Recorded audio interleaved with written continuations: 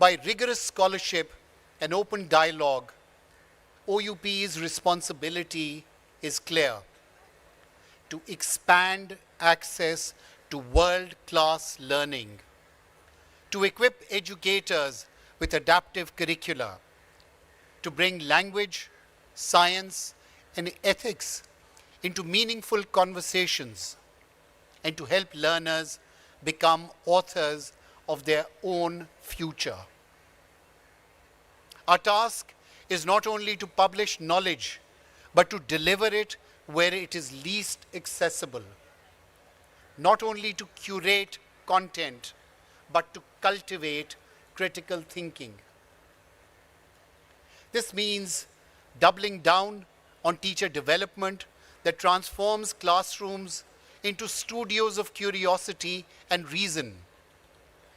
Foundational literacies like digital, media, financial literacy. So AI actually augments rather than amputates your students.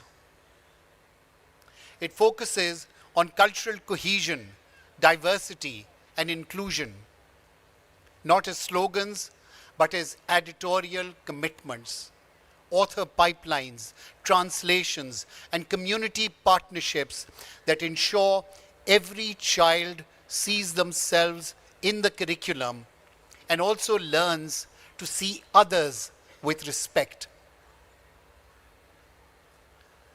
Ladies and gentlemen, Oxford University Press has designed the Oxford Education Programme for Public Schools of Sindh, focusing on effective delivery and ensuring learning outcomes are at the desired level.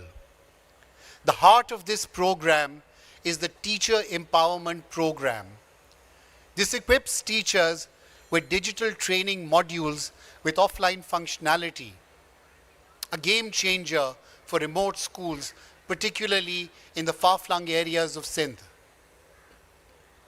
Bilingual lesson plans and classroom support tools aligned with the Sindh curriculum. Assessments and adaptive strategies to improve student learning outcomes. And to follow it up, we will conduct an impact study comparing learning outcomes in schools before and after the intervention. This initiative, we hope, will strengthen foundational literacy and numeracy, boost teacher confidence, and create a scalable model for Sindh's public education.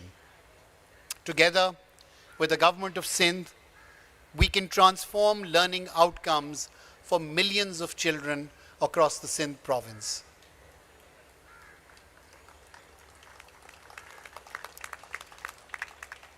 Friends, over the next 2.5 days, may our panels remain unscripted, our disagreements disciplined, and our curiosity unashamed. Let us commit ourselves to what this festival affirms, that the only sustainable form of power is the power to persuade through evidence, empathy, and example.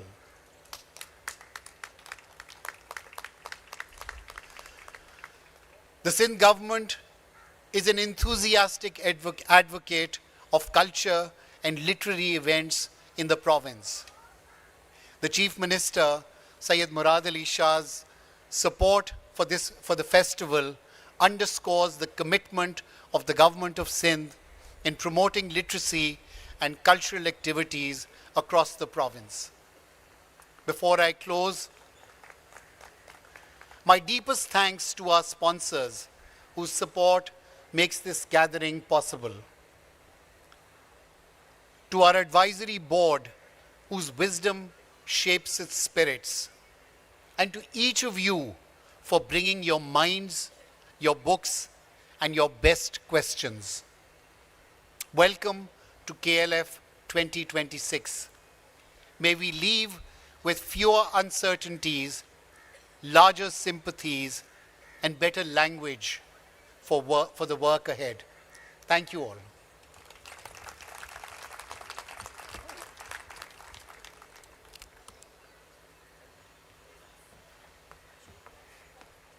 Sorry?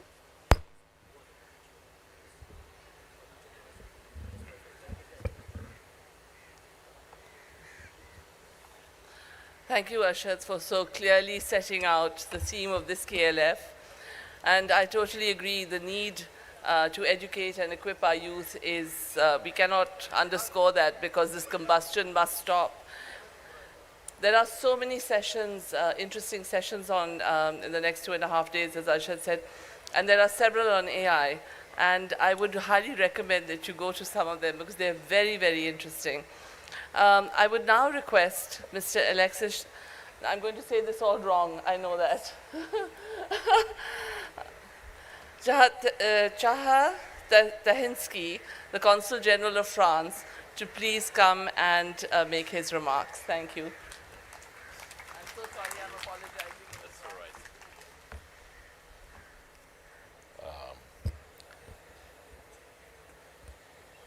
That's all right. You may just call me Mr. Shah, because because that's my name, and after 3.5 years now in Karachi, you could say I've gone local, and I take pride in it.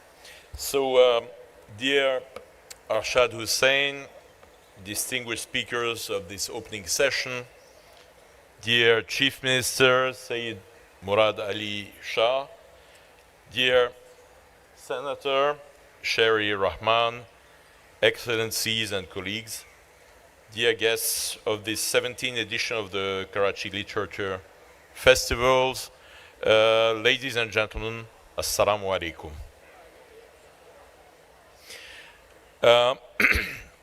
It is a great honor for me to be here today at the opening of this 17th Karachi Literature Festival, a gathering that celebrates knowledge, heritage, and the richness of human culture. This year's theme, Literature in a Fragile World, reminds us of the rapidly evolving international environment. As a diplomat, I'm here the Consul General of France, as you all know. So as a diplomat, I must say that over recent years and months, the world has been changing at an amazing and sometimes frightening pace. An acceleration in history that one can witness only once or twice in a lifetime. The unfortunate terrorist attack that took place earlier today at Imam Barga in Islamabad, following the attacks last Saturday all over across Balochistan, come as a grim reminder that unfortunately terrorism does not belong to the past. And as a representative of the French government, I certainly must state in the strongest terms again the condemnation by my government of these heinous crimes, and I can only offer on my personal behalf my condolences to both the government of Pakistan and families of the victims. But all over the world, we've seen all conflicts that brutally resurfaced with new acuity, threatening to result in devastating consequences for all parties involved. I will not elaborate on what we saw here last year between India and Pakistan, but it's all on your minds. Unexpectedly, we also saw new fault lines appearing, sometimes even between neighbors and close friends. Military alliances that used to be taken for granted suddenly looked, if not contingent, but at least no more forever guaranteed. world powers have had to struggle to prevent escalation of conflicts, trying to bring them more or less under control. And this goes actually far beyond the subcontinent. Just take a look at the war still going on in and around Ukraine, at the dire humanitarian situation still persisting in Gaza, or at the growing tensions surrounding Iran. All of these crises had, and probably still have, the potential to trigger even bigger catastrophes. And I shall not forget, among these world fragilities, certainly the ecological challenges about climate change, floods, that haven't gone anywhere. I'm sure Senator Sherry Rehman will elaborate on that later on. I shall not forget either the challenges that are posed to our economies, not just by renewed trade wars, but also by the introduction of artificial intelligence, definitely. In a world where it looks now easy to have your PhD written by some artificial intelligence application, will there still be a place for writers, artists, filmmakers? These are questions that will need to be answered in the future.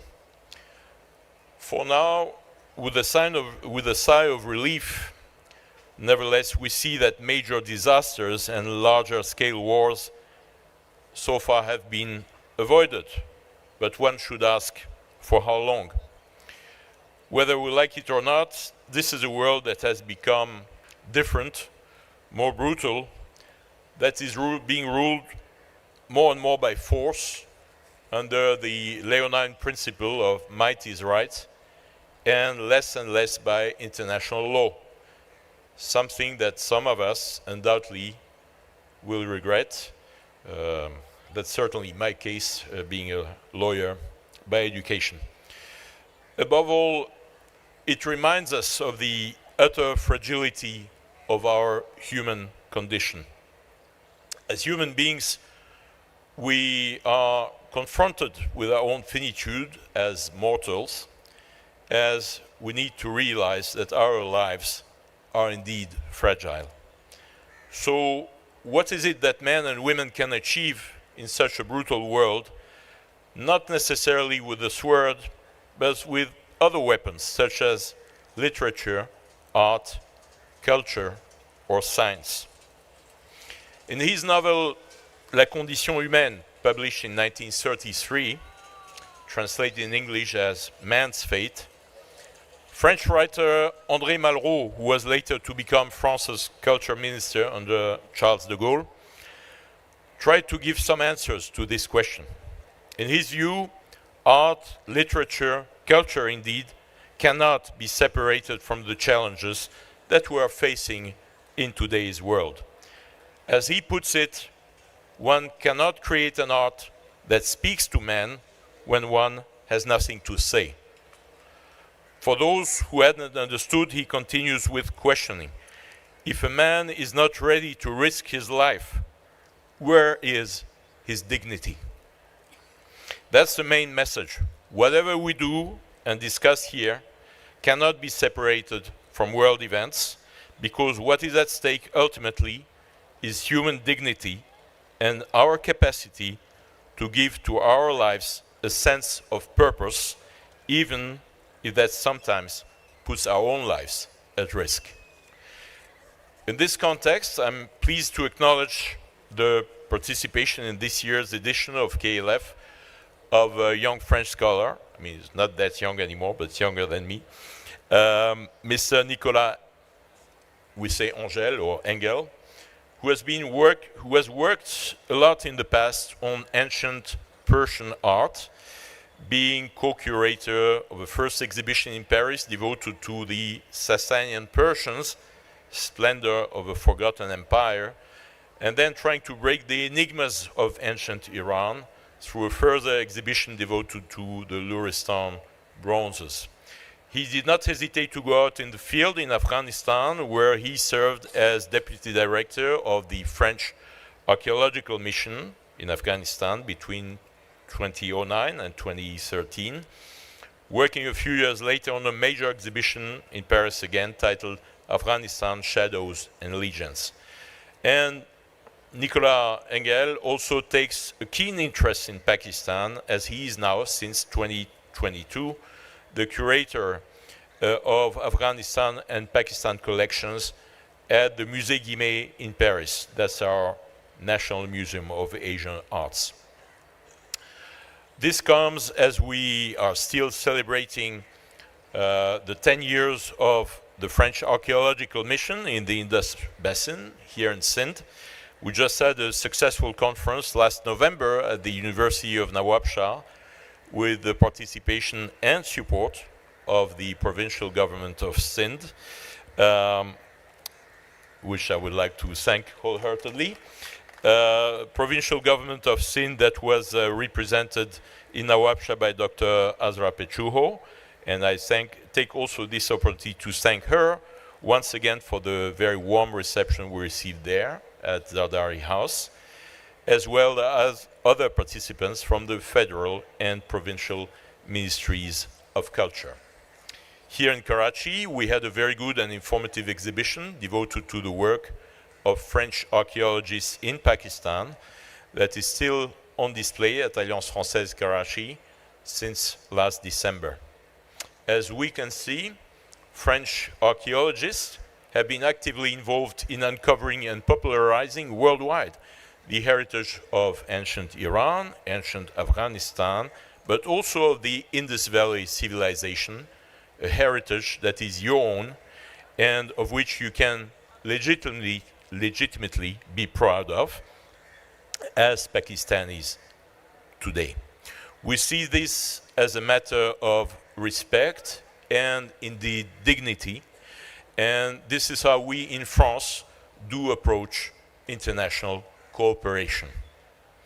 I have no doubt, therefore, that the discussions that you are going to have here during these 3 days, including the one with Nicolas Engel and Amin Gulgi, I think that's on Sunday afternoon at around 5 p.m., will be stimulating and certainly provide more answers to the somehow philosophical questions that I tried to outline today in my opening remarks.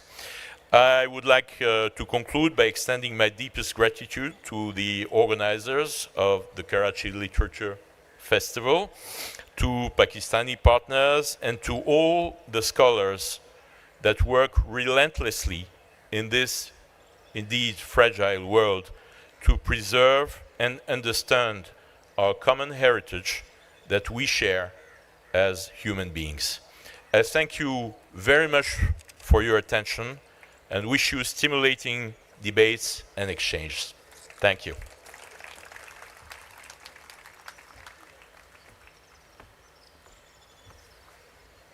Thank you very much, not just for acknowledging my complete mess up of your name, but allowing me to call you Shah.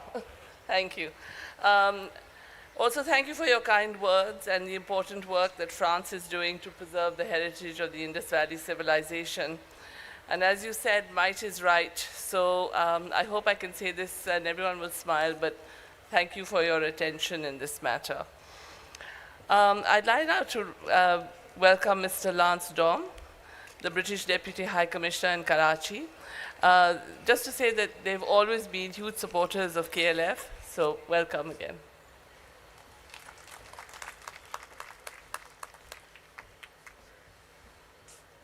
Ladies and gentlemen, before I start my prepared remarks, just like Alexia, I would like to condemn in the strongest possible terms the terrorist act in Islamabad earlier today. On behalf of the United Kingdom, we stand with Pakistan and we give our condolences to those affected. Ladies and gentlemen, dear Chief Minister, dear Senator, dear Arshad and Excellencies, and ladies and gentlemen and guests, we're here on a happier occasion because it's a real pleasure to be here today at the Karachi Literature Festival among writers, publishers, students, and readers who remind us why literature continues to matter so deeply in our societies. And as you may be able to hear, I've lost my voice a little bit today, so I'm going to keep my remarks very short. But I would like to thank Arshad and the team at Oxford University Press Pakistan for leading this very important cultural platform. My thanks also go to all of the festival organizers, the partners, the volunteers, and of course the audiences who bring this festival to life year after year. And thanks also to Beach Luxury for this fantastic space. The Karachi Literature Festival holds a special place in Pakistan's cultural landscape. I'm very proud that it was originally initiated by the British Council in order to encourage thoughtful conversation across boundaries. But over time, stewardship of the festival passed to Oxford University Press Pakistan, who have nurtured it and grown it into one of the region's most respected literary gatherings. So congratulations once again to Oxford University Press. It's a great pleasure to welcome this year an outstanding group of UK authors to this year's festival, including Manaz Malik, Lalin Paul, Mohammed Hanif, and Sam Dalrymple. I hope I haven't missed any. This collection of British-Pakistani cooperation speaks to the enduring strength of the literary ties between our two countries. I'm delighted to say also that at this year's festival, the British Council has a library presence, and you can sign up to become a member of the British Council Library here in Karachi, which I very much recommend. It's a wonderful space. Because the relationship between UK and Pakistan is shaped not only by diplomacy, but by the strength of our cultural and creative connections. And with that, ladies and gentlemen, I wish you all a very inspiring and enriching festival. Thank you very much.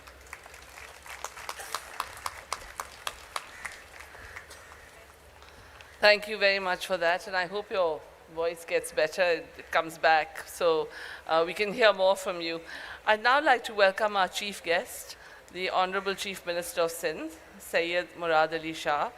On a personal note, I'd just like to say that I've always found that he's not just incredibly supportive of all things cultural, but all things educational and all things health-related as well, which is a really remarkable and wonderful thing. So please welcome, huge talis, as they say in Pakistan, Syed Murad Ali Shah.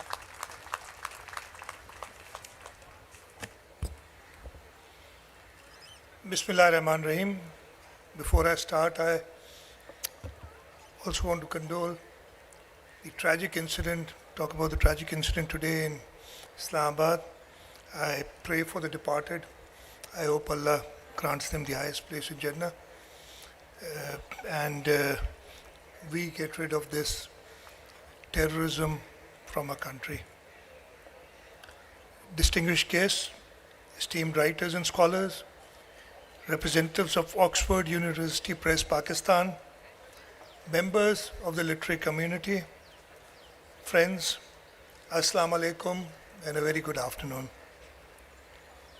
It's a privilege for me to inaugurate the 17th Karachi Literature Festival, an event that has firmly established itself as one of Pakistan's most significant cultural gathering. Reaching its 17th edition is itself a testament to the vision, commitment, and consistency of the Oxford University Press Pakistan and all those who have nurtured this festival over the years. Each year, the Karachi Festival reminds us that literature is not a luxury.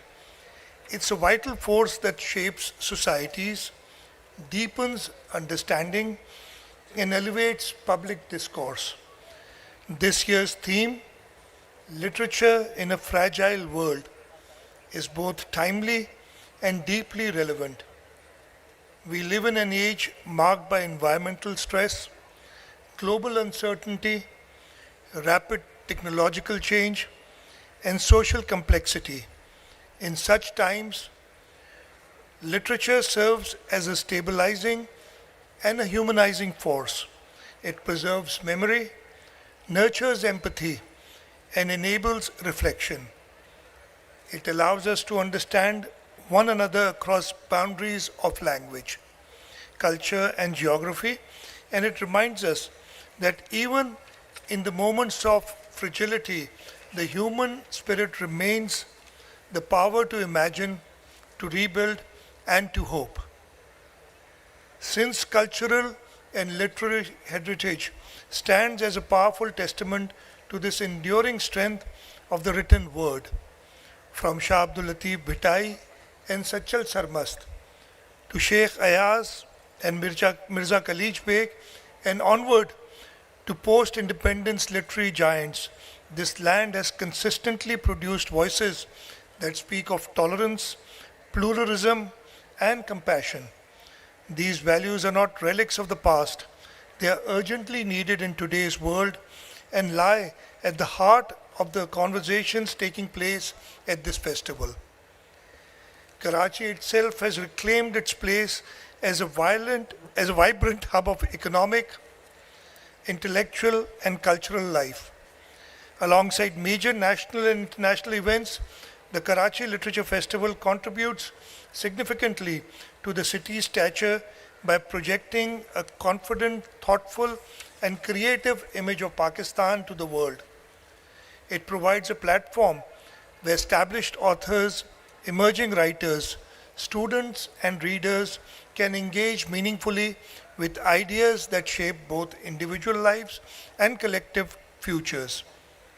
I would like to acknowledge the role of Oxford University Press Pakistan in strengthening Pakistan's intellectual and cultural ecosystem through publishing, educational initiatives, and sustained support for platforms such as KLF. OUP has helped bring together writers, researchers, educators, and readers from across the globe. Such efforts are especially valuable at a time when thoughtful dialogue and informed exchange are more necessary than ever. OUP has created Oxford Education Program for Sindh. We plan to collaborate with OUP to implement this program for improvement in learning outcomes for students of Sindh and to empower our teachers with the skills and resources they need to shape the future.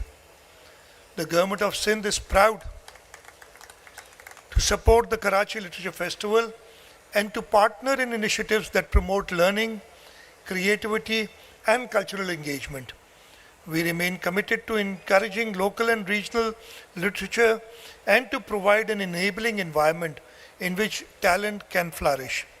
Supporting arts and literature is not merely cultural patronage, it is an investment in social cohesion, critical thinking, and long-term progress. To our younger generation, I would offer one simple reflection. Time spent with books is time never wasted. Literature broadens horizons, sharpens judgment, and nurtures imagination. To writers and artists, I say continue to create, to question, and to illuminate. Our collective best, I firmly believe, still lies ahead. Before I conclude, a few lines by Lord Byron, and I quote, "But words are things, and a small drop of ink, falling like dew upon a thought, produces that which makes thousands, perhaps millions think." And I don't think a literature festival in the province of Sindh would be complete without a few couplets from Shah Abdul Latif Bhitai. And I would translate this from Sindhi. Sujanan sado sang unan kha utha, jeke padan partasa se lahan sacho raha. And I translate, the company of the learned is an ocean without limits. Those who read with devotion find the true path. And one more couplet. Ilma si ujaro jahalat undhae, je na padyo so pandha mein hali rayo gumrah. Knowledge brings light, ignorance darkness. One who does not read remains lost upon the path. May this festival continue to produce such drops of ink, sparking thought, dialogue, and understanding far beyond these halls. Let us choose to read with devotion, to find the right path and take us out of darkness into light. Thank you all. Pakistan Zindabad.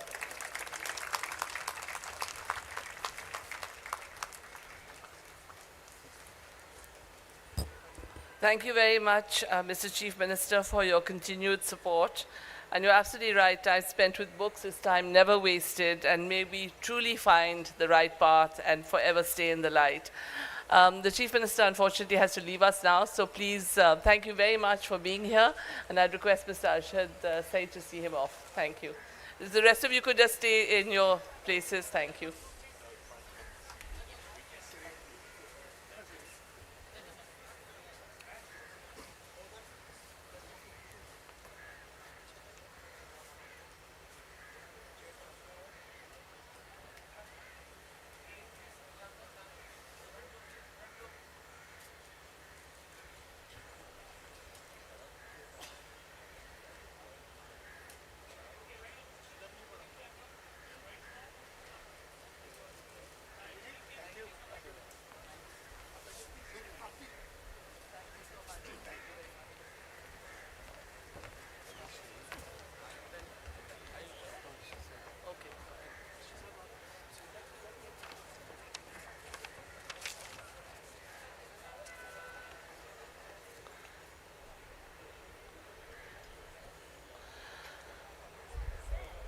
So we can continue with our program, and I would like to welcome the very erudite, very dynamic Senator Sherry Rehman, who is a former Federal Minister for Climate Change, has also been a former Federal Minister for Health and our ambassador to the US.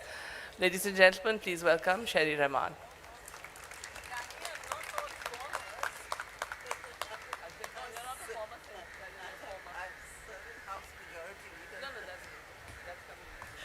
Good evening. Bismillah ar-Rahman ar-Rahim.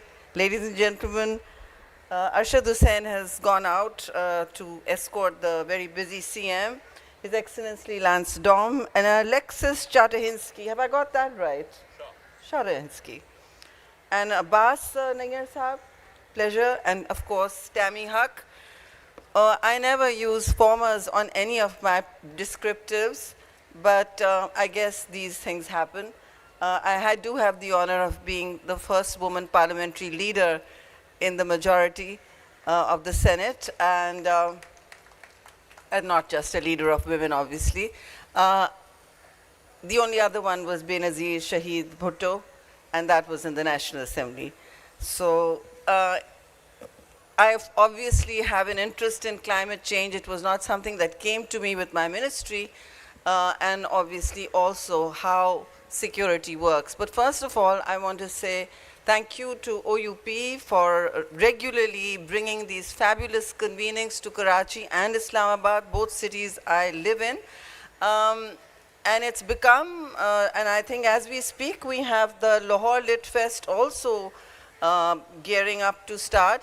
So what is it that, makes Pakistan run to Lit Fest? I mean, here you have, I read somewhere somebody saying that global capital elites go to Davos, states go to the UNGA, and who else goes where? Let's see.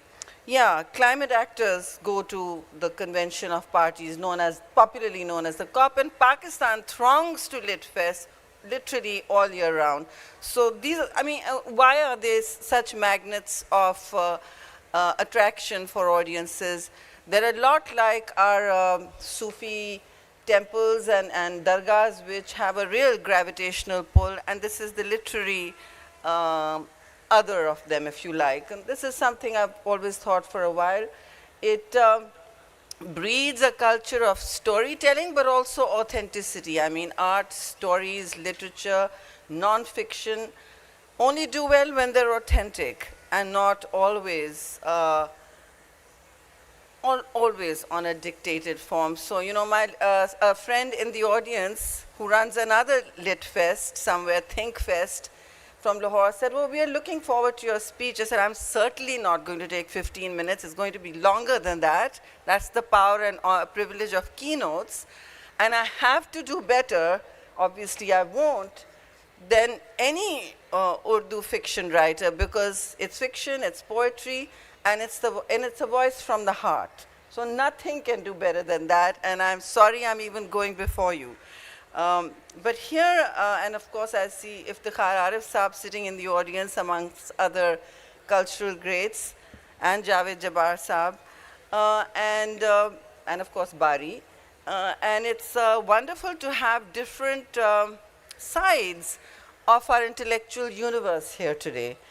My office gave me my last 2, 3, 4 monographs and articles together on this topic. It was like, I think it can become a book if I pass it on to the OUP. And I looked at it and I laughed and I said, how am I supposed to extract anything from the kitchen sink approach? Everything into the kitchen sink. Anyhow, then I thought about it. I did give them the title, which is Pakistan and the New World Disorder.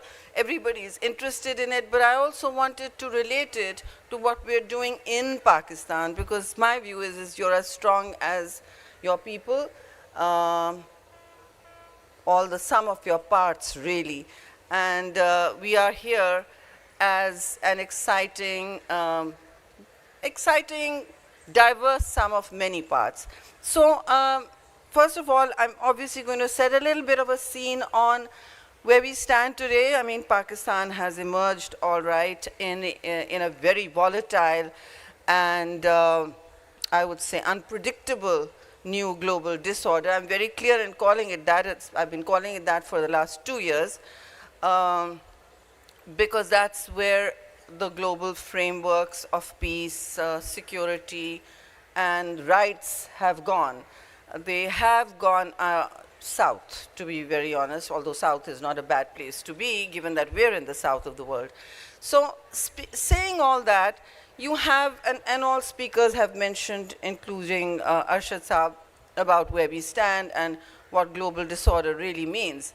But it's always perilous to be in disorder. I see peril always, but we should all be trained to see opportunity and choices and hope in challenge. And my favorite quote from Chairman Mao, I have no other quotes, I'm very bad at them, English, Urdu, anything. But this one I remember, which is, everything under heaven is in utter chaos. The situation is excellent.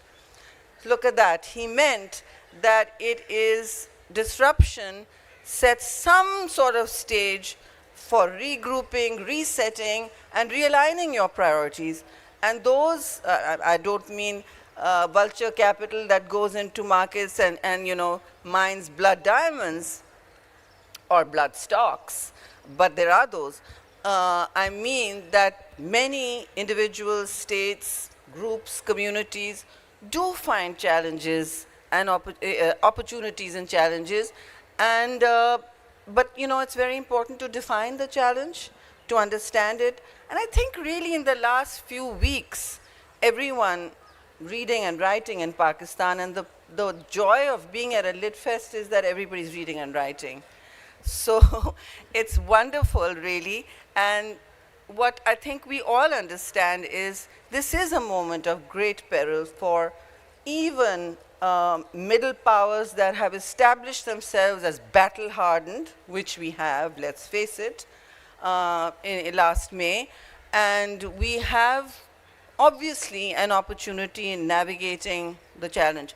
But having said that, we do have a situation where, on our western borders, you have Afghanistan, which has become restive. Parts of its terrain has become hostile for Pakistan because of the militant and terrorist outfits that we have all been talking about. And I didn't start with condemning and condoling with the victims, condemning the perpetrators and condoling with the victims of the Islamabad attack right now, because we do this every day. Having said that, we can't be desensitized to terror or conflict, and this is a very difficult time. So we hope that, and we hope and pray and must act also to save lives, to take the kinetic action where it's needed. Kinetic action always is difficult. No state likes to take kinetic action, but from 2008, we faced that challenge head on. And actually, because I wasn't going to talk about terrorism, but it's come up today, Pakistan has faced down one of the largest counter-terrorism and counter-insurgency, not insurgency, but terrorism waves or surges known to the globe without taking much credit to it. This goes on from 2008 to around 2017, where it had quieted down. But there was a point where if you turn off the TV and come back to it in an hour, you would be condemning and condoling. A shrine would be attacked, a school would be attacked, innocent civilians everywhere, and it started all with girls' schools in KP. If you all remember, it started with girls' schools. And women's bodies remain, their education, everything, our education remains a site for extremist manipulation and extreme anxiety. What are women thinking? What are women wearing? What are they reading? Where are they going? Much anxiety is spent on that, and it continues to be like that in many parts of the world. So here we have a geopolitics, which is, I remember from school, or rather college, my political philosophy teacher going on and on about Hobbes. And the thing that that sticks in my mind is we had walked away from a Hobbesian world, that great Leviathan. It's the central core of political philosophy as you read about it. And today, here we are, geopolitics and conflict have reared their head in ways that have made the global arena full of experienced by human life as nasty, brutish, and short. And then at the same time, we have a climate polycrisis in the world, which some people deny, which is also red and tooth and claw. That is how nature is. If it is not nurtured, it can go out of control, and that is one force that human beings, with all the militaries in the world spending $6.6 trillion going on that trajectory globally, that's what military spending will be globally, soon, going towards that, nobody will be able to fight it. When a flood or a mega flood surges either Texas or Jamshoro or Thatta or Chichavatni or Kasur, it floods. There is very little you can do about it in the immediate moment. So please, Assalamu alaikum Khokar Saab, you're here, I didn't see you, long time. Anyhow, so there's very little you can do about it. And that's something we need to compute, and I will address that because Pakistan is definitely on the front line of climate and environmental stress. But it's not all out of our control. And I did ask for, unlike the last time, for plastic bottles to be replaced here on the stage by glass before I came. But I still saw, my eyes spied a big basket of them going around, a crate going around. So, Avari, please get rid of them. I've embarrassed most of the hotels out of doing this in Islamabad. I'm going to keep doing that here. It's just toxic. Each bottle is non-biodegradable. They tell you it is. No, it's not being recycled. Please, go, where are the collection centers? It's not being recycled. And each plastic, and this is adding to global disorder. We are all watching catastrophe, poor health choices, collapse, come to our homes, to our doorstep, noting it while being unable to do something about it. Here we can do something about it. These are forever chemicals. They take 1,000 years to dissolve in your landfills or your oceans or your rivers. 1,000 years, if that. And by then they land up on your plate as fish or meat or vegetables, which is why you see so many health crises, so much cancer climbing, particularly breast cancer. For women, this is a clear red alert. So even plastic bottle holding water that is warming in the sun, it's a disaster. The industry has managed to keep it quiet, and I've reckoned that they will do that too. But coming back to geopolitics, because climate and life, real life, has to be experienced at the bottom of the pyramid. And here in Pakistan, we have over 42% living in poverty. That's going to be very difficult in a country fighting terrorism. It's very difficult in a country fighting terrorism because people get displaced.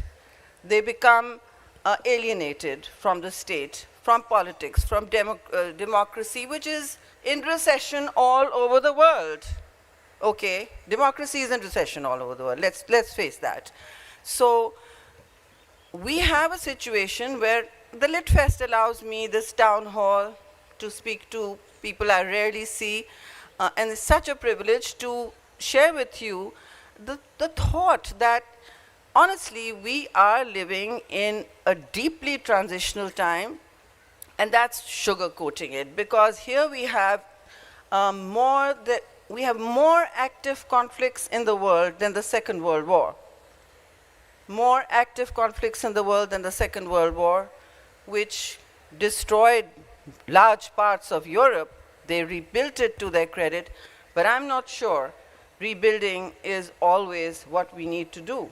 We're going to be very busy rebuilding from the climate polycrisis that overcomes us, and we face it down every summer in the shape of floods, but the conversation does not go to the periphery where there is usually desertification, such as Balochistan, or Gilgit-Baltistan, which is home to Pakistan's largest number of glaciers outside the polar region, and it is facing shock after climate shock right up to spring, when the glacial melt is bringing large swathes of icy, very angry water that melts suddenly down to communities that cannot face it. It brings boulders with it. It takes down entire bridges and power plants like toothpicks. You don't get to see it on the media. I take an interest, so I know. But so this is what's happening on the periphery, and it's happening all over the world, yet South Asia and Asia are at the core of this crisis. So in this context, when you have a geopolitical framework that is invested more and more in war, because it is, that's where the military spending trajectory is going, make no mistake. If anyone tells you that's not happening, just go Google this. The military spending all over the world is going way up, $6.6 trillion, as I told you, into the next decade, or probably more. And then since they've been talking about AI, which I'm extremely wary of, it writes really badly, okay, so far. And AI is also disrupting military technologies. You now have drones that can overcome and completely disrupt and add chaos to what is known as a conventional battlefield or even airspaces. So that's happening in real time. And we saw a recent war in May 2025. We call it a limited war. Pakistan did amazingly well. We were using, spectacularly well rather, we were also using artificial intelligence to triangulate our responses. And President Trump leaves no stone unturned when he reminds the world of how many jets we downed, or what truce he negotiated. But having said that, I mean, we can't be celebrating war or conflict. It is the opposite of what brings development and any sense of growth to communities that are on the edges. And as I said, all of South Asia, not just Pakistan, faces the climate, water, agriculture, polycrisis, all of us. And the bottom of the social pyramid is disproportionately impacted. But I keep telling even speeches in cold climates that you too, it will come to your door, it keeps coming to your door, and there will be no arc of elite privilege to walk away from it. You know, there are no ships going to fly out like they are in those movies that you see. So this is our planet, this is our Earth, and we have added conflict to the mix instead of coming together, say, at the Conference of Parties. Until last year, the Conference of Parties, ladies and gentlemen, used to be the biggest multilateral event. It was taking over in terms of heads of state and heads of government and the international capital even showing up, as well as activists. It had overtaken, in my view, the UNGA, totally.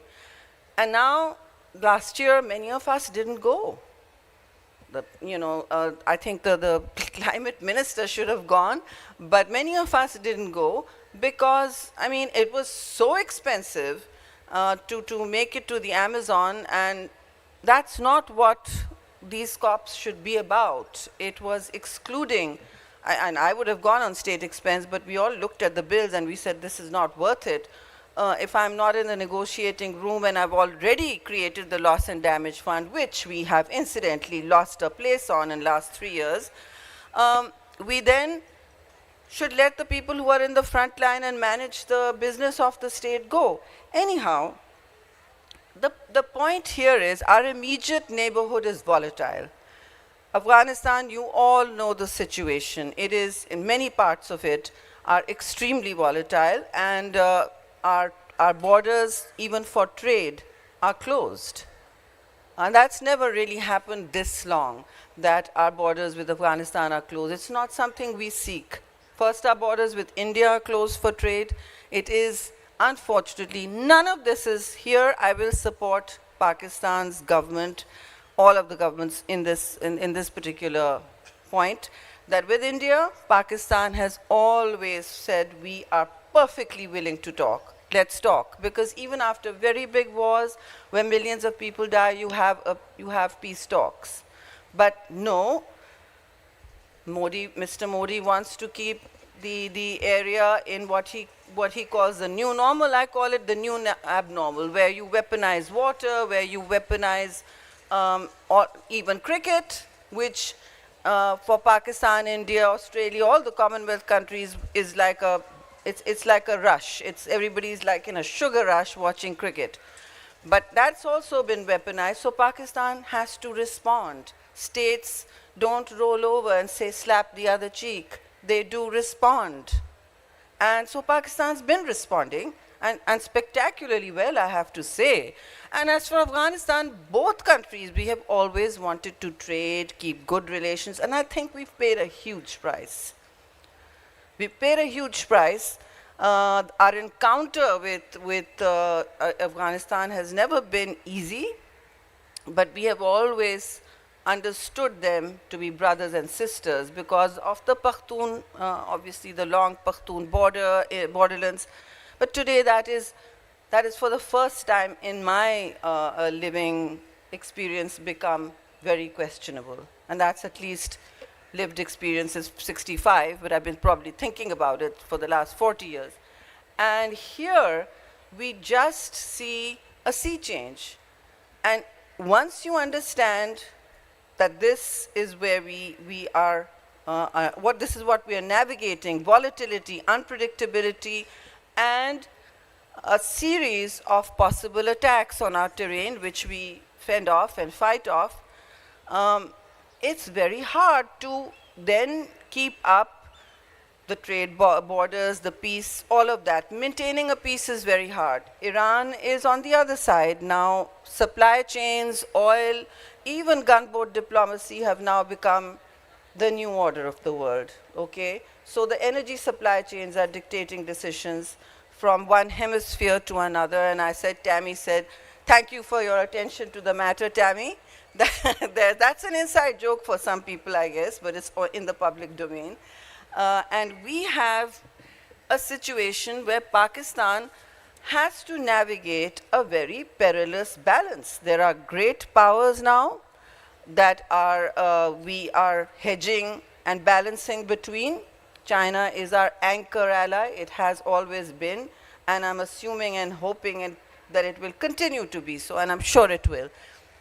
But we have had off and on relationship which is vital with the United States. That has always, when I was ambassador, I said, well, you're the great frenemy, which is you're a friend one day and an enemy the other.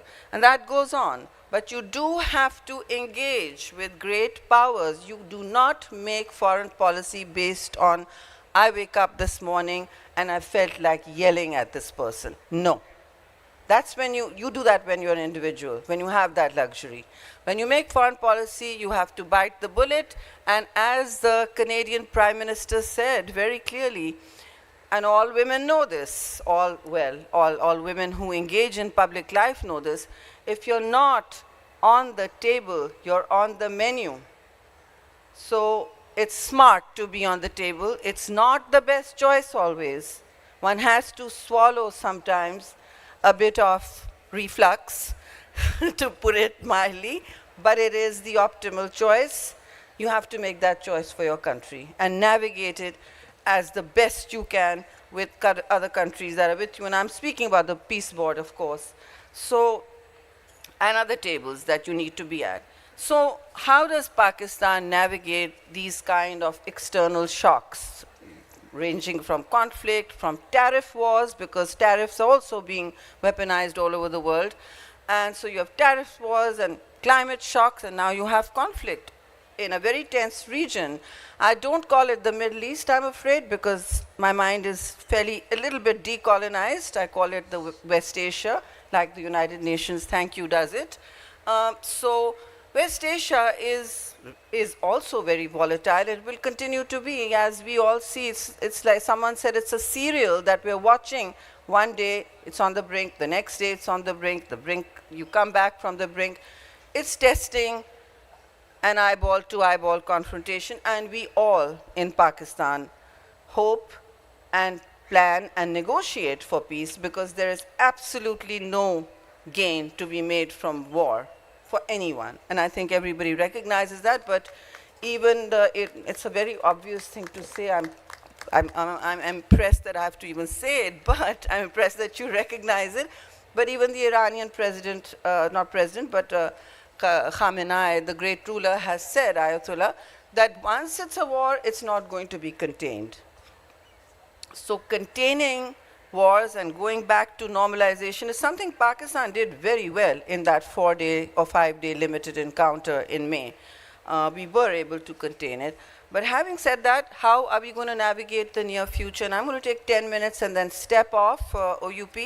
But I think we have to understand that the future is something we have control over within our country. So for that, we need a public conversation on a few things. I've obviously talked to you about climate. I've talked to you last time on water and the terrible scarcity we could face. Look at Tehran, look at Cape Town. They are facing shortages and announcing cutbacks and rationing. So before we do that, let's not go crazy with the car washes and the long showers. Each bit matters. You can't say, but agriculture is consuming so much, so I in the urban, my little island will not consume, will not reduce my consumption. No, Pakistanis, our per capita consumption is extremely high. It is the 4th highest in the world. So we are wasting water, and we need to stop doing that. So I've talked about climate, I've talked about water, and when we talk about water, we always have to talk about women, because 75% of the water in this country is carried by women. You guys don't know that. You have piped water in your taps.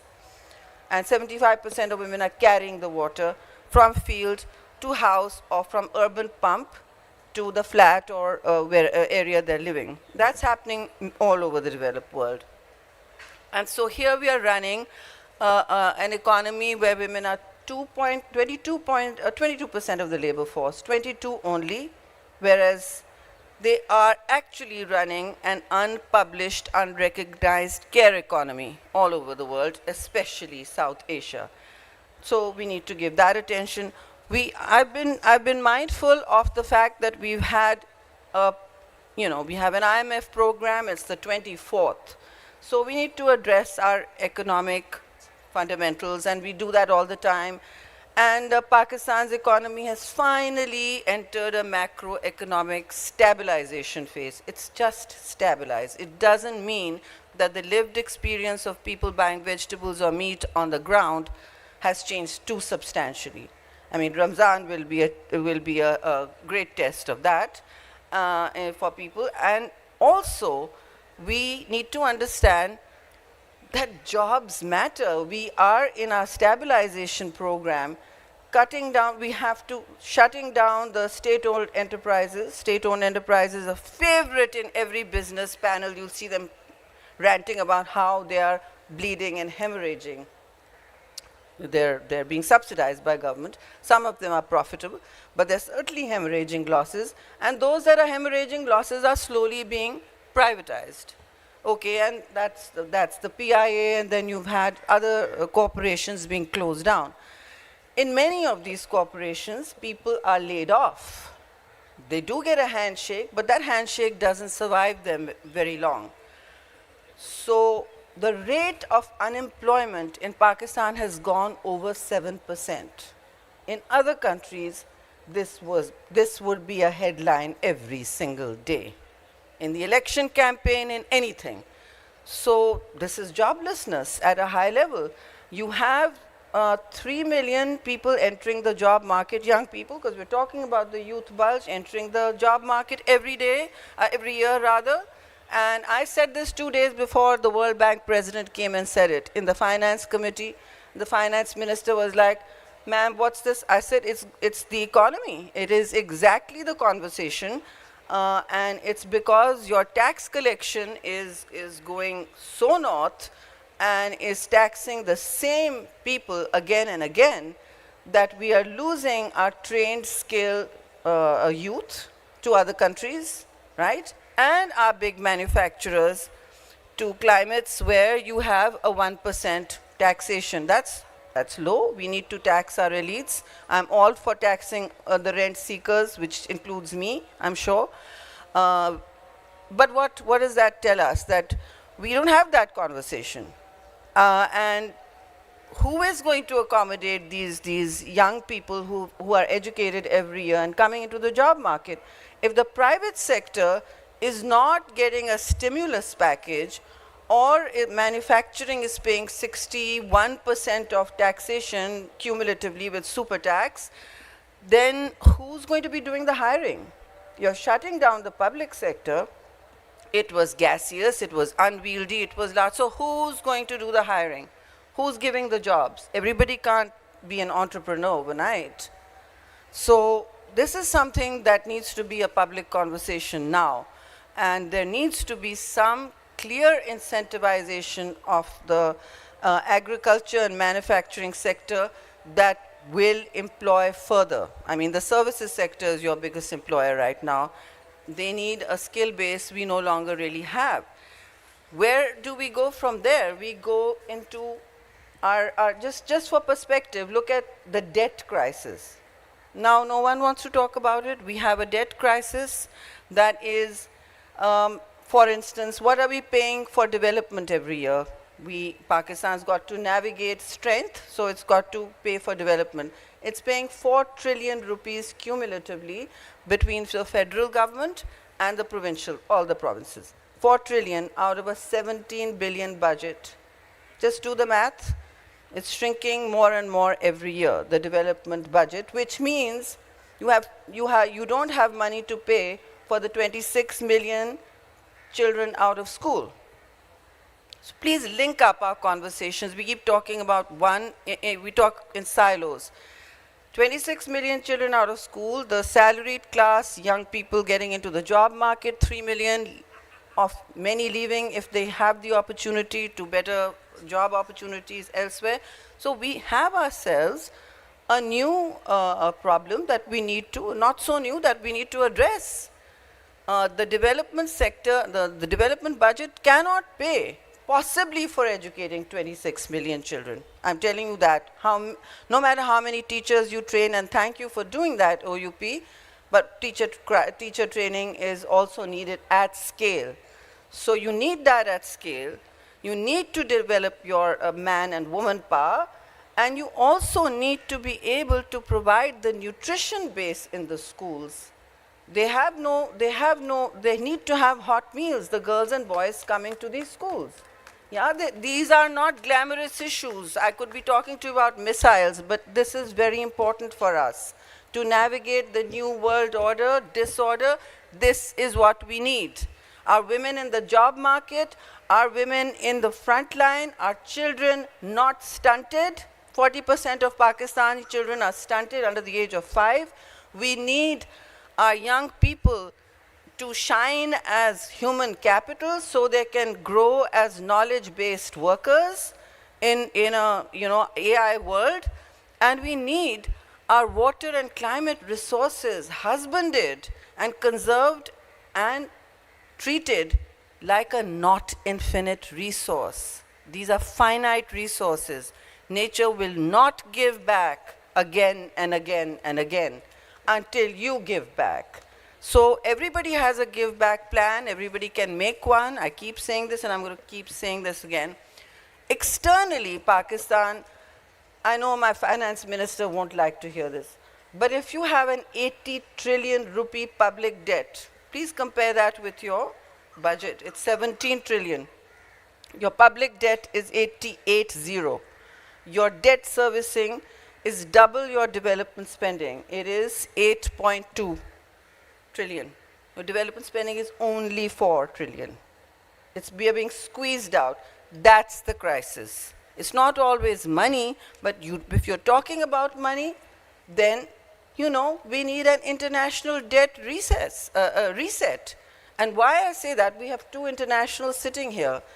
I need to tell them, and I put it in some of our frontline speeches also at the international level, but France hosted a conference on this a few years ago. We were there. The Bretton Woods institutions are not working. What happened after the Second World War, the United Nations, it's struggling, but it is not able to meet any of its SDGs. The most common SDG that is sliding all over the world is domestic violence, including in Britain. And we have a situation where a complex array of factors has made the UN lose its power and agency, and even some of its financing, as you know, after the United States has pulled out. So we have a crisis in the international financial architecture too. Countries that were supposed to be assisted in their development projects, especially post-colonial countries, are not able to get that. They're not able to get the climate financing or the debt reset they need without creditor countries and your markets crashing that, oh, we are seeking a debt forgiveness. But surely the Bretton Woods institutions need to look at that. Who is it delivering for? If you take a climate loan today, and you'll find that 80% of Pakistan's climate funding, so-called climate funding, is all loans. The World Bank, all loans now. Everybody, loans, loans, loans, adding to the onerous debt burden. So I'm here to tell you, externally you've got to keep saying this, and you've got to make a real case. Let's not be confused about the 2 things. One does not exclude the other. I will still ask for climate finance. I will still ask the Bretton Woods institutions to do their jobs. But in Pakistan, what are you doing? Please don't wait for anyone to come and get you. If your house is burning, you don't wait for anyone to come and get you. No one is coming. That's my view. I could be wrong, but look around you. Look at the geopolitical system. The money is all going into wars. There's no money for climate financing. It's going into wars. And further, it's going into fossil fuels. It's going into dirty energy. $7 trillion. $7 trillion every single year. Please Google it and check. You will not hear this anywhere else. $7 trillion of subsidy go to oil and gas internationally every year. I was gobsmacked. I couldn't believe it. I kept checking. But guess where I got this from? The IMF. Check their website. So there's money, but it's not coming to you. So it's time, therefore, which is why I introduced other subjects such as how to deal with development and break the fragmented governance crisis. And there is a governance crisis. Deal with that. We have to deal with that. We have the resources, and we must take those actions. I know the Lit Fest is not probably a place to do that, but it is where people can find agency. It is where voices gain power, and where literature meets, where fiction meets non-fiction, right? To build a story or a narrative of yourselves as a post-colonial people who can run your own lives. I know it's great fun to say, I don't need aid. It's not even coming. So it's probably better to start fending for ourselves and looking for local solutions. I say this, you are all empowered elites. Please go back and think about this. And I would even ask OUP and the sponsors here to arrange a roundtable at some point where we can have these conversations as policy submissions to the government. Would you like to do that? I certainly would be happy to facilitate. Thank you very much, everyone. I know I took a long time and lots of oxygen in this room, so thank you for your patience.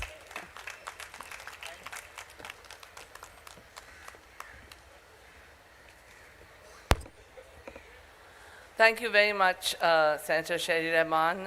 You covered so many different and important topics today, and you're absolutely right on the money and the taxes and disincentivizing of the private sector and the fat public sector and all these things. And it's not just young people looking for opportunities, because everyone seems to be leaving the country. So you have the youth leaving, looking for jobs, and you have people with lots of money leaving because they just don't want to pay any more taxes or be harassed, etc. But perhaps we can have that roundtable and do something much more important and try and get this place back. Because as you said, if the house is burning, no one's coming to get you. You have to get yourself out as quickly as possible. I would now like to invite our second keynote speaker, Mr. Nasir Abbas Nair, a writer, a critic, a columnist, and a very beautiful speaker.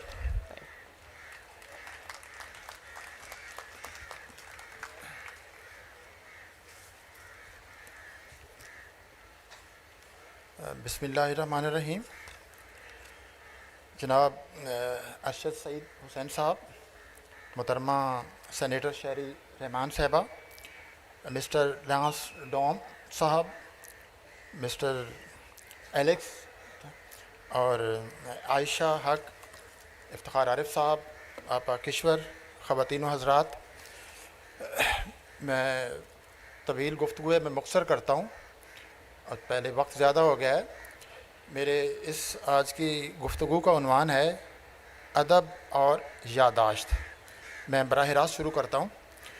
हमारे जिस्म molecules का पेचीदा मजमुआ हैं, मगर हम बतौर शख्स और बतौर कौम यादों से बने हैं।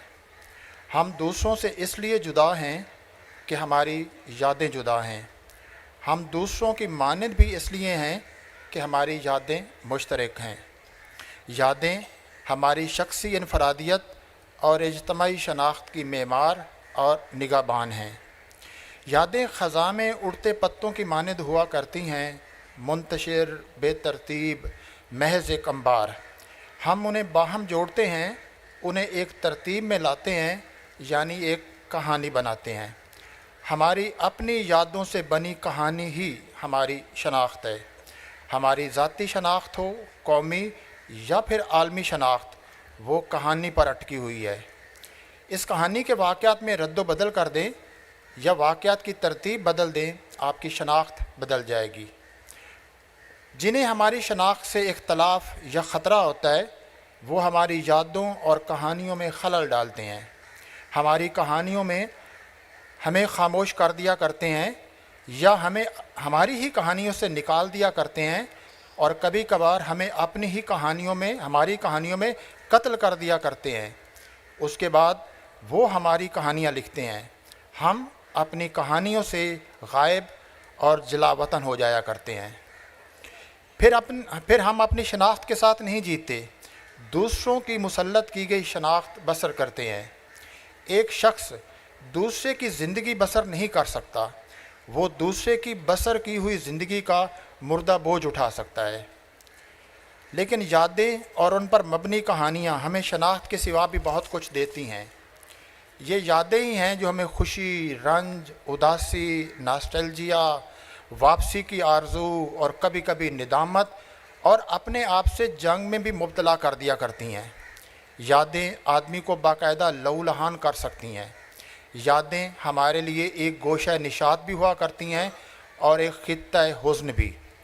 یادیں ہمیں پر بھی عطا کرتی ہیں اور ہمارے پاؤں کی زنجیر بھی بن جایا کرتی ہیں۔ خود ادب اور یادداشت کے تعلق کی بھی ایک کہانی ہے۔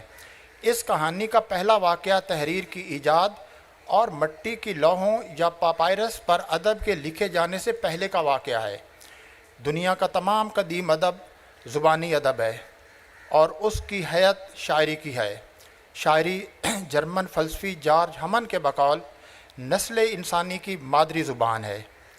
شاعری نے انسانی وجود اور کائنات میں جاری موسیقی کو الفاظ میں منتقل کیا ہے۔ اس موسیقی کا گہرا تعلق انسانی یادداشت سے ہے۔ خیال اپنی اصلی صورت ہماری یادداشت میں برقرار نہیں رکھ سکتا، مگر جو خیال شعر میں ڈھل جاتا ہے وہ انسانی یادوں میں ابدیت حاصل کر لیا کرتا ہے۔ شاعری عام انسانی فراموشی کے خلاف انسانیت کی ایک عظیم کامیابی ہے۔ ہومر کی آڈیسی، الیاڈ ہوں یا چاروں وید یا رامائن یا پاننی کی اشٹ ادھیائے جو علمی کتاب ہے، گرامر کی دنیا کی پہلی کتاب، یا پارسیوں کے اوستا اور بے شمار کتابیں، یہ سب زبانی یاد رکھی جاتی تھیں، یعنی اوریچر تھیں۔ یہ لٹریچر بعد میں بنی یعنی لکھی گئیں۔ آج یہ دیکھ کر حیرت ہوتی ہے کہ اتنی طویل کہانیاں اور ہزاروں اشعار زبانی یاد رکھے جاتے تھے، لیکن اس کی وجہ سمجھنا مشکل نہیں۔ یہ کہانیاں، طویل کہانیاں حافظے پر بوجھ نہیں ہوا کرتی تھیں۔ یہ کہانیاں لوگوں کی اجتماعی یادداشت کی پیداوار تھیں۔ اس لیے کہتے ہیں کہ ہومر بھی ایک نہیں تھا، ہومر کئی تھے، اور ہومر کا لفظی مطلب ایک کہنا بھی ہے، یعنی کہنے والے، کہانیاں کہنے والے۔ اس لیے زندگی کے بوجھ کو اٹھانے، اس بوجھ کی معنویت اور لایانیت دونوں کو سمجھنے اور دونوں سے نبرد آزما ہونے میں یہ کہانیاں مدد کیا کرتی تھیں۔ یہ کہانیاں وراثت تھیں، مگر زندہ رواں دواں وراثت۔ کیا چیز یاد رکھی جائے گی اور کسے فراموش کرنا ہے، اس کا فیصلہ زندگی کے اہم ترین فیصلوں میں ہوا کرتا ہے۔ یہ ایک طرح سے اپنی شخصی اور قومی تقدیر طے کرنے کا فیصلہ ہوا کرتا ہے۔ قدیم زمانوں میں یہ فیصلہ انبیاء، حکماء، فلاسفہ، مذہبی پیشوا، پروہت، قبیلے کے سردار، شاعر اور داستان گو کیا کرتے تھے۔ ہمارے زمانے میں یہ کام ادیب، دانشور، میڈیا، تعلیمی اور ریاستی ڈسکورسز کرتے ہیں۔ یہ سب پرانے قصوں کی ایک طرح سے تدوین نو کیا کرتے تھے، لیکن ان قصوں میں صرف قبیلے یا قوم کی شناخت ہی نہیں، ایک مکمل تصور دنیا، ایک مکمل نظام اخلاق، نظام اقدار و جمالیات بھی منتقل ہوتا۔ گویا حافظے میں کوئی عدم تسلسل یا شگاف پیدا نہیں ہوا کرتا تھا، لیکن تحریر کی ایجاد سے حافظے میں یہ شگاف پڑنا شروع ہوا۔ لیکن یہ الگ بات ہے کہ تحریر نے اس شگاف کو پر کرنے کا ذمہ بھی لیا ہے۔ تحریر نے اپنے لگائے گئے زخم پر مرہم رکھنے کی کوشش کی ہے۔ پہلے یہ احساس عام تھا کہ حافظہ علم غلم چیزوں کا ایک ترین سیلن زدہ گودام نہیں، بلکہ حال کی زندگی میں تخلیقی طور پر دخیل اور مؤثر حقیقت ہے۔ افلاطون کے مقال میں فیدرس میں درج ہے کہ اسے اس کے استاد سقراط نے خبردار کیا تھا کہ لوگ اپنی یادداشت کا استعمال ترک کر دیں گے کیونکہ وہ لکھے ہوئے لفظ پر انحصار کریں گے، یعنی چیزوں کو یاد کرنے کے لیے اپنے اندر کو بھول جائیں گے اور صرف باہر دیکھیں گے۔ سقراط کا کہا سچ ہو رہا ہے، آج ہم زیادہ باہر دیکھتے ہیں اور اندر کو ہم نے فراموش کر دیا ہے۔ آج ہمارا اور خاص طور پر جین زی کا حافظہ ہمارے اندر نہیں، ہماری جیب یعنی سیل فون میں ہے۔ سیل فون ہماری یادوں ہی کا نہیں، ہمارے علم اور ہمارے ہما قسم کے خزانے کا لاکر بن گیا ہے. ہم باقی سب بھولتے جا رہے ہیں, بس اس لاکر اور اس کی کوڈ کی حفاظت کرنا یاد رکھتے ہیں. لیکن ایک گہرے خوف کا شکار بھی ہیں, یہ کہ اگر ہمارا سیل فون کھو گیا تو گویا ہمارا حافظہ کھو جائے گا, اور اس کا کھونا ایک باقاعدہ صدمہ ہے جو لوگ محسوس کرتے ہیں. یہاں ہمیں مارکیز کے ناول تنہائی کے 100 سال کا وہ حصہ یاد آتا ہے جہاں ماکوندو گاؤں کے لوگ بے خوابی کی وبا کا شکار ہوتے ہیں تو چیزوں کے نام اور ان کا مصرف بھولنے لگتے ہیں. وہ چیزوں پر پرچیاں چپکاتے ہیں, گائے پر پرچی چپکاتے ہیں کہ یہ گائے ہے, اس کا دودھ نکال کر پینا ہے. سوچئے اگر گائے پر چپکی ہوئی پرچی گم ہو جائے یا خود گائے گم ہو جائے تو کیا ہو. تحریری یادداشت کے گم ہونے کا خوف زبانی یادداشت کے گم ہونے سے کہیں بڑا ہوا کرتا ہے. خیر, جس بات کا ذکر افلاطون نے کیا ہے اسی سے ملتی جلتی بات مولانا روم اور شمس کی پہلی ملاقات کی ایک روایت میں درج ہے. اس ملاقات کی کئی روایتیں ہیں. ایک روایت یہ ہے کہ مولانا ایک حوض کے کنارے بیٹھے تھے, سامنے کچھ کتابیں رکھی تھیں. شمس نے پوچھا یہ کیا ہے؟ مولانا نے کہا یہ کیلو کال ہے, تمہیں اس سے کیا غرض؟ شمس نے وہ سب کتابیں حوض میں پھینک دیں. مولانا رنجیدہ ہوئے اور شمس سے شکوہ کیا کہ تم نے ایسی کتابیں ضائع کر دیں جن کا کوئی نعم البدل نہیں. شمس نے حوض میں ہاتھ ڈالا اور سب کتابیں نکال کر کنارے پر دھر دیں. اب مولانا پر حیرت طاری ہوئی. شمس نے کہا یہ عالم حال کی باتیں ہیں, تم کیا جانو. اس روایت کے بنیادی نقطے دو ہیں. ایک یہ کہ کیلو کال کا تعلق کاغذ پر لکھے لفظ سے ہے, جبکہ حال کا تعلق دل پر رقم عبارت سے ہے, یعنی زندہ حافظے سے. گویا علم وہی ہے جو حال کا زندہ حافظے کا حصہ بنے, جو ہر لمحہ ذہن میں حاضر ہی نہ ہو, تمام انسانی معاملات میں مؤثر بھی رہے. دوسرا نقطہ یہ ہے کہ شمس نے جس حوض سے کتابیں برآمد کیں وہ اس کے اپنے حافظے کا حوض تھا. مولانا روم کے مطابق صندوق ہر با ہنر سینائی اوست, یعنی ہر صاحب کمال کا خزانہ اس کا سینہ یعنی حافظہ ہی ہے. وہ حافظہ نہیں جو صرف معلومات کو محفوظ رکھتا ہے اور جسے اصطلاح میں ڈیکلیریٹو کہا جاتا ہے, بلکہ وہ حافظہ جو معنی اور اقدار کو زندہ حالت میں برقرار رکھتا ہے. اوریچر سے لٹریچر یعنی زبانی ادب سے تحریری ادب کی طرف سفر انسانی تہذیب کا بڑا واقعہ ہے.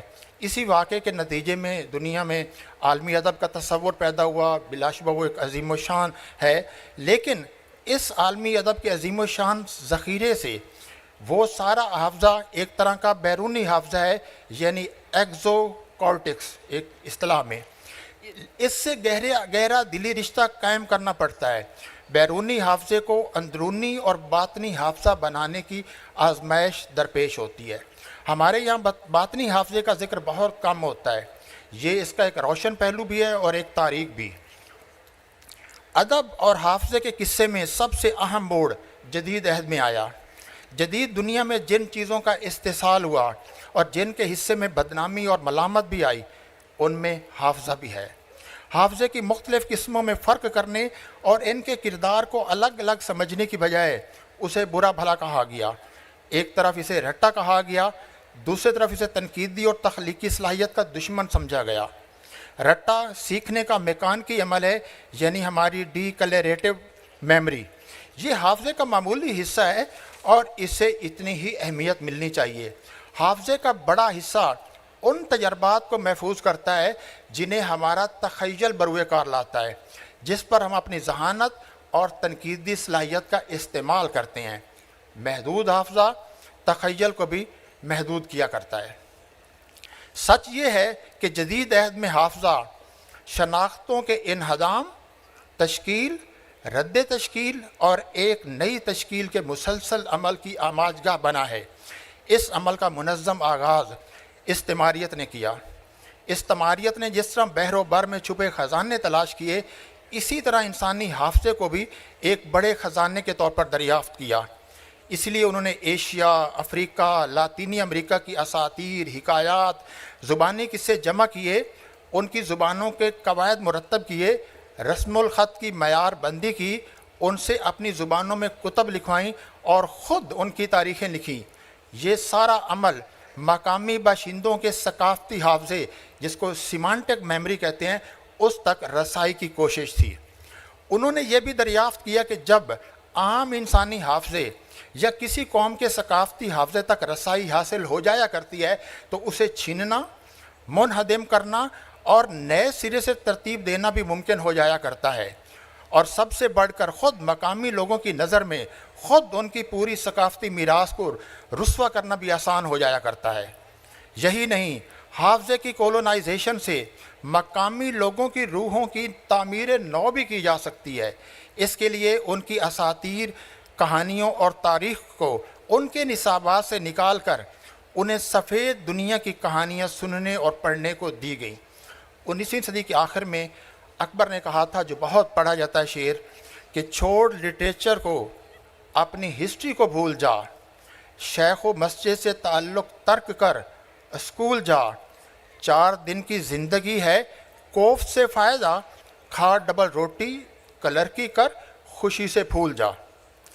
حافظے کی کولونائزیشن کے خلاف جد و جہد بھی حافظے کے میدان میں ہوا کرتی ہے۔ حقیقی آزادی حافظے کی آزادی ہوا کرتی ہے۔ چنانچہ اقبال کے لفظوں میں، ایک استعمار زدہ باشندے کی ساری سرگزشت کھوئے ہوئوں کی جستجو بن جایا کرتی ہے۔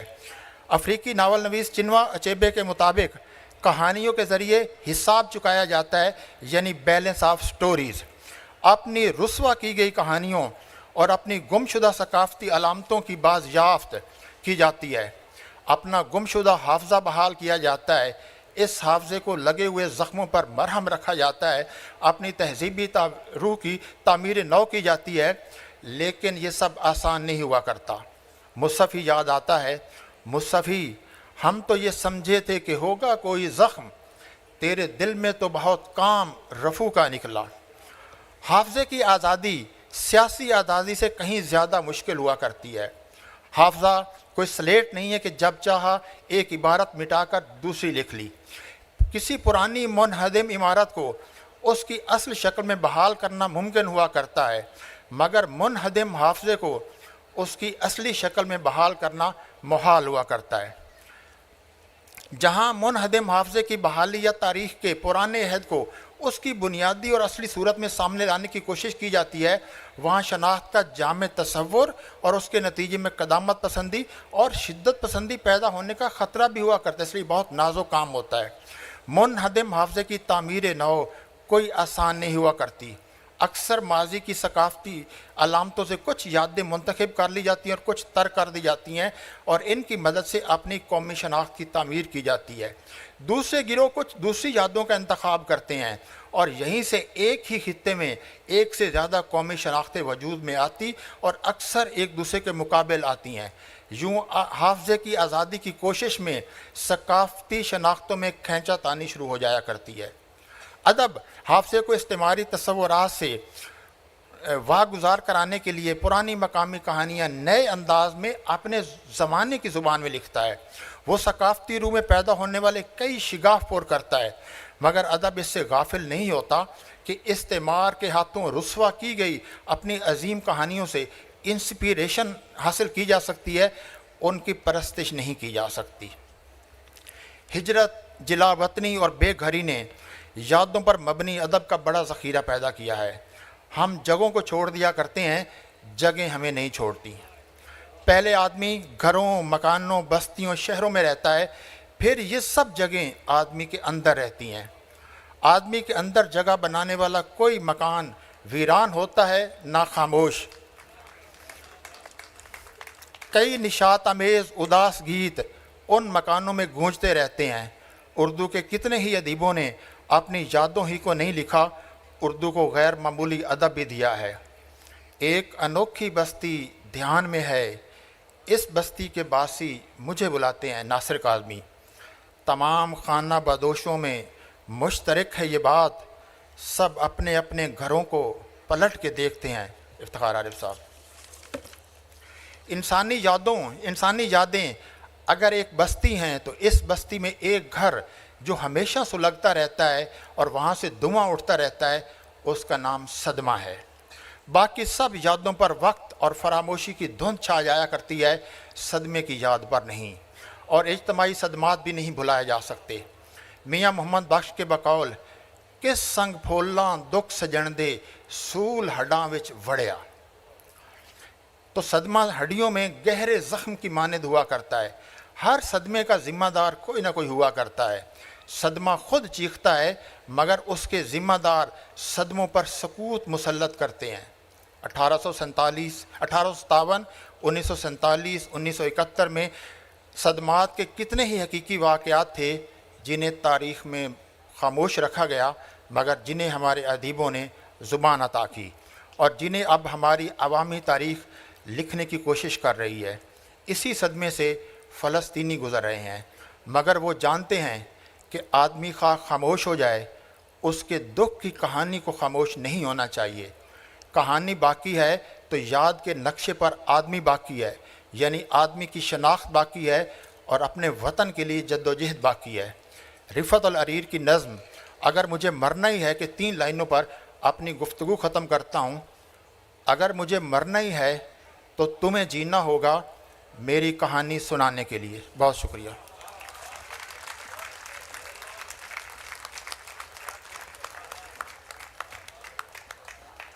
بہت ہی خوبصورت ناصر عباس نیّر صاحب، تھینک یو سو مچ۔ اور مجھے جو سب سے اچھا لگا was the rafu, the dawning of the heart, because really I think that's what we do every day, living in this place. It's really, it really touched my heart actually. And as you said, silence is not an option. But thank you very much for that very beautiful speech. I know that Sherry has to leave, so say goodbye. Thank you so much for being here. And thank you. And we now have the KLF Gets Farmer Book Awards. And I'd request the representative from Gets Farmer to please come up here to make the awards. And I would also request Mr. Inam Nadeem to come up to announce the poetry nominees.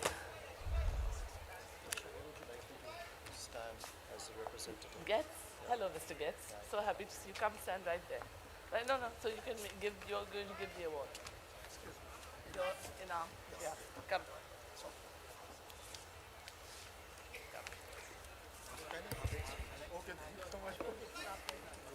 معزز خواتین و حضرات، مجھے یہ مسرت حاصل ہو رہی ہے کہ میں 2026 Karachi literature festival Getz Pharma award برائے شاعری کے لیے جو کتابیں شارٹ لسٹ کی گئیں اور جس کتاب نے پہلا انعام حاصل کیا اس کا اعلان آپ کے سامنے کروں۔ خواتین و حضرات، اس ضمن میں ہمیں مجموعی طور پہ کچھ 30 کتابیں موصول ہوئی تھیں اور اس کی جیوری میں مشہور علمی ادبی شخصیت ڈاکٹر تنظیم الفردوس، ممتاز شاعرہ ناصرہ زبیری اور یہ خاکسار شامل تھے۔ تمام موصولہ کتابوں کا جائزہ چند واضح اور متفقہ ادبی معیارات کی بنیاد پر لیا گیا۔ ان معیارات میں زبان کی تازگی، شعری اظہار کی پختگی، فکری گہرائی، اسلوبی انفرادیت وغیرہ کو دیکھا گیا، اور کسی ایک یا 2 نمایاں نظموں یا غزلوں کے بجائے پورے مجموعے کی ادبی سطح اور داخلی ربط کو بنیادی اہمیت دی گئی۔ اس کے ساتھ یہ بھی دیکھا گیا کہ شاعر اپنے عہد، سماجی صورتحال اور ذاتی تجربے سے کس حد تک تخلیقی مکالمہ کرتا ہے۔ تو خواتین و حضرات، جو 3 کتابیں شاعری کی اس ضمن میں شارٹ لسٹ کی گئیں، میں ان تینوں کتابوں کے نام اور ان کے شاعروں کے نام آپ کے سامنے پیش کرتا ہوں۔ حمیدہ شاہین کی کتاب آر پار، سید کاشف رضا کی کتاب گلے دوگانہ اور دلاور علی آذر کی کتاب آہنگ اس سلسلے میں شارٹ لسٹ کی گئی ان 30 کتابوں میں سے۔ اور مجھے یہ اعلان کرتے ہوئے نہایت مسرت ہو رہی ہے کہ 2026 کراچی لٹریچر فیسٹیول کا گیٹس فارما شاعری کے لیے ایوارڈ جو ہے دلاور علی آذر کی کتاب آہنگ کو دیا جاتا ہے۔ میں دلاور علی آذر سے درخواست کروں گا کہ تشریف لائے.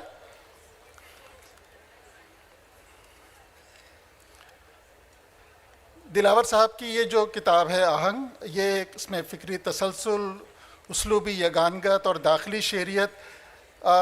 شعری شدت کے اعتبار سے یہ زیادہ جامع اور پختہ معلوم ہوئی، اور اس مجموعے میں شاعر نے ذاتی تجربے کو اجتماعی احساس سے جوڑتے ہوئے بہت خوبصورت اشعار کہے ہیں.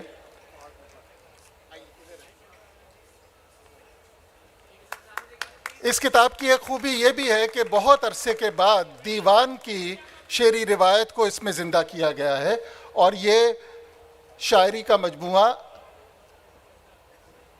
تحت حروف تہجی کے اعتبار سے دیوان کی صورت میں مرتب کیا گیا ہے.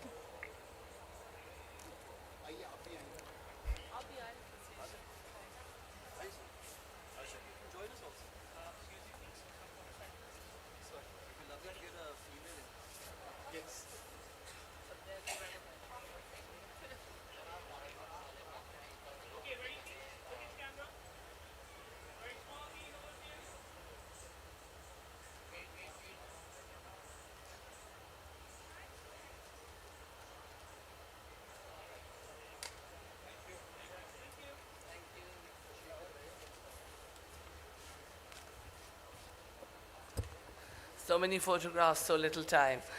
Now we have the KLF Gets Farmer prose nominees, and I would request Mr. Asghar Nadeem Said to come up and announce the nominees and the winner.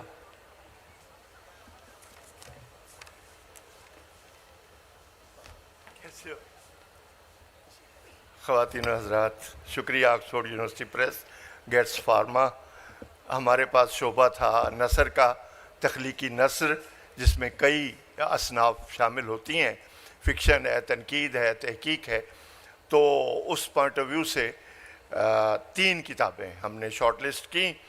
میرے ساتھ حمید شاہد صاحب اور ڈاکٹر ناصر عباس نیّر، یہ میرے ساتھ منصفین میں تھے.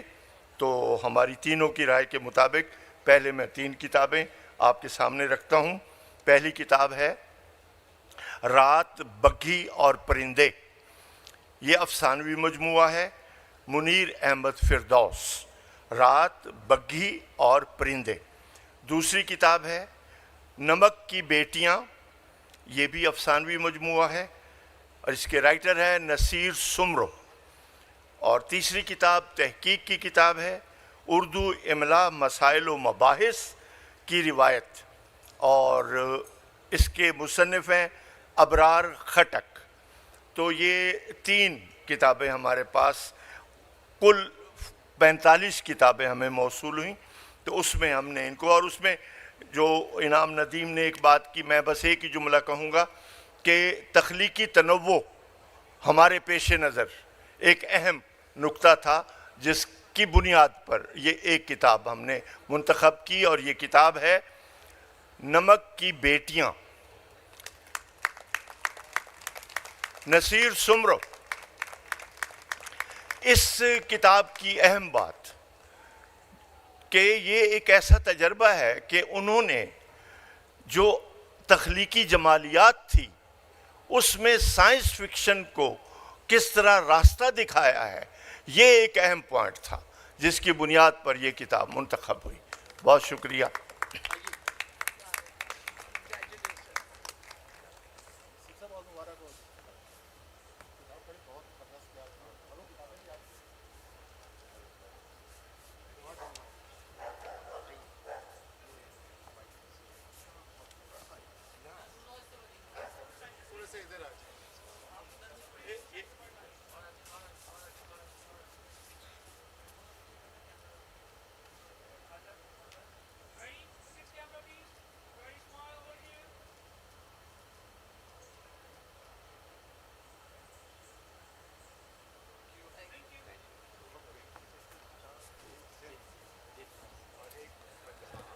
So congratulations to both the winners. And now we have the English fiction nominees. There were 3 books that were shortlisted. Outside Women by Ruhi Chaudhry, Firdaus Nama by Shandana Minhas, and Where the Fireflies Dance by Aisha Hassan. And the winner of the KLF Getz Farmer Award for English Fiction is The Firdauns Nama by Shandana Minhas. Shandana is not here to receive her award, so I will take it, and I believe it's lots of money, so I might leave quickly. But she has sent a message which she's asked me to read, which says, "Thank you, respected jury members, KLF sponsors, and Getz Farmer, for this recognition of Firdauns Nama." Firdaus, it's written Firdauns. I'm just telling you what's written here. Firdaus Nama then, there's a downs here.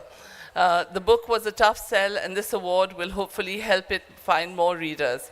It will hopefully also remind the writers in this audience, and this is a Karachi audience, so there will be more than a few, that the novel form is called novelle or novel for a reason. Take your freedom on the page and run with it.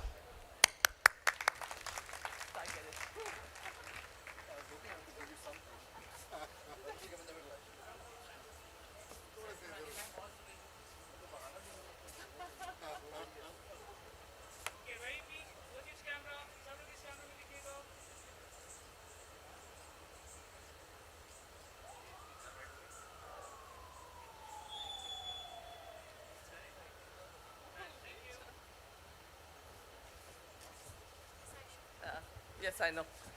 So I'm a total fraud because I pronounced it wrong, and also then I got a photograph accepting the prize.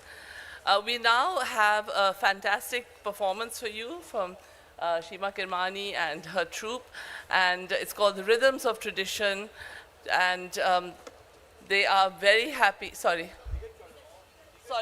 I beg your pardon. Nighat Chaudhary and her troupe, Rhythms of Tradition.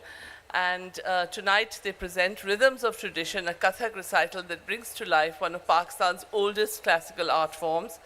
Kathak is a language of the body where gesture, rhythm, and expression come together to tell stories through movement and music. Leading the event tonight is Nighat Chaudhary, Pride of Performance awardee and one of Pakistan's foremost Kathak exponents. For over 4 decades, she has upheld and reimagined the form. Founded and directed by her, Kathak Souls Dance Company, Pakistan's first professional Kathak ensemble, features tonight's performers Alina Akmal, Arham Sharif Hashmi, Insha Hashmani, Minha Jasir Abro, and Shanze Yusuf. The recital opens with an invocation to Maula Ali, followed by the Salami.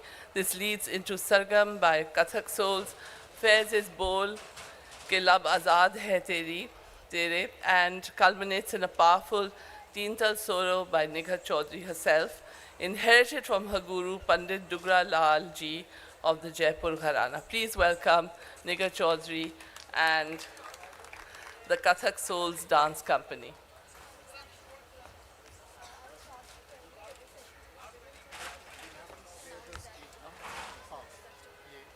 There are sessions that have started in the other rooms, but I really highly recommend that you watch this and the Jameel Delvi film, which is preceded by an excellent talk by our very own Senator Javed Jabbar.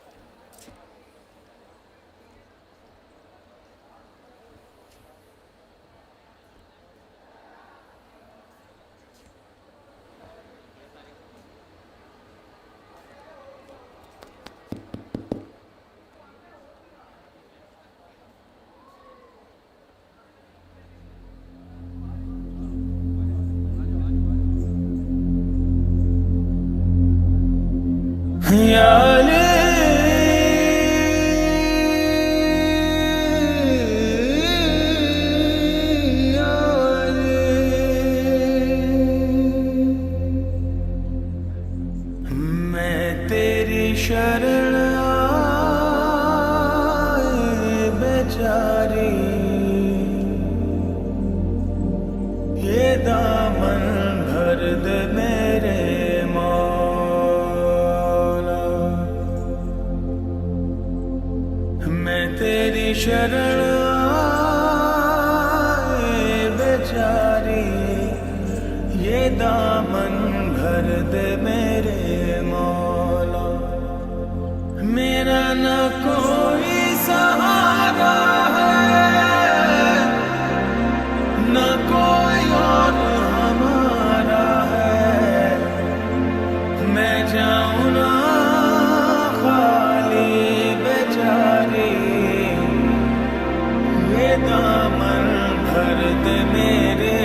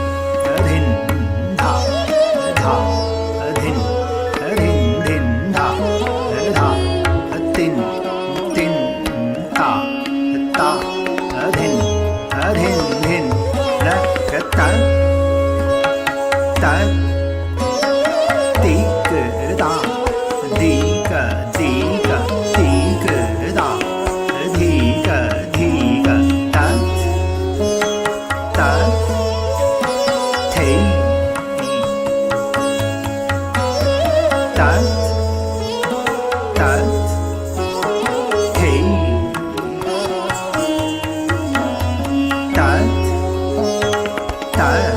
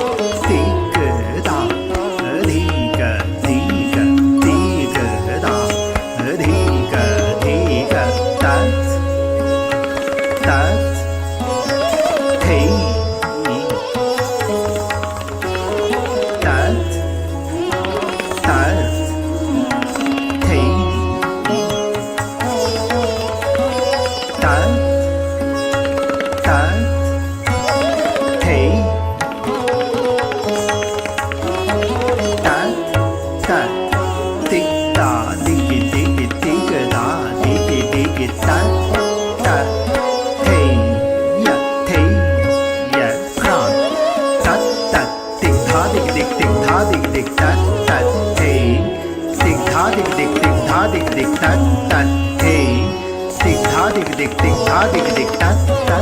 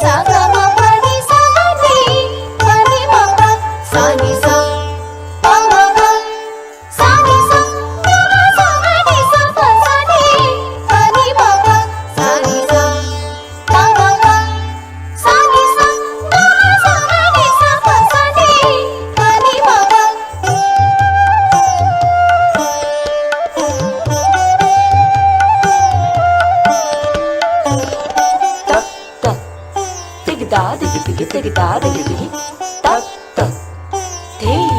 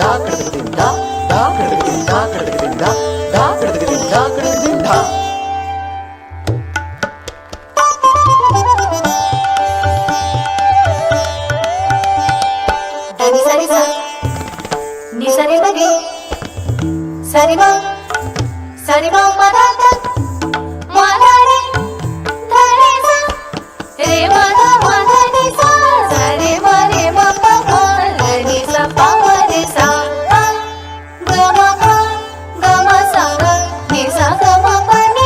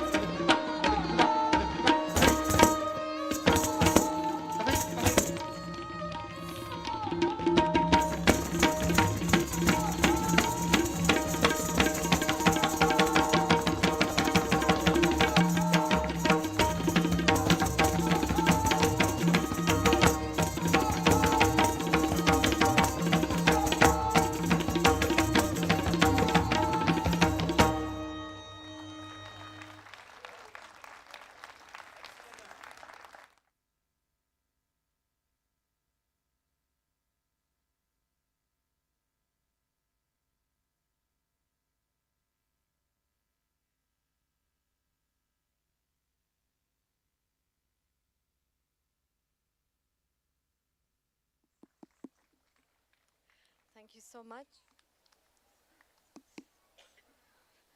Hello, can you all hear me?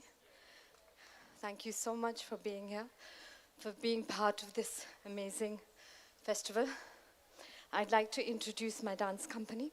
My students have been learning with me for over 2 years now. So, Mina, Arham, Alena, Shanze, and Incha, Kathak Souls. Thank you for being a wonderful audience. It was such a pleasure.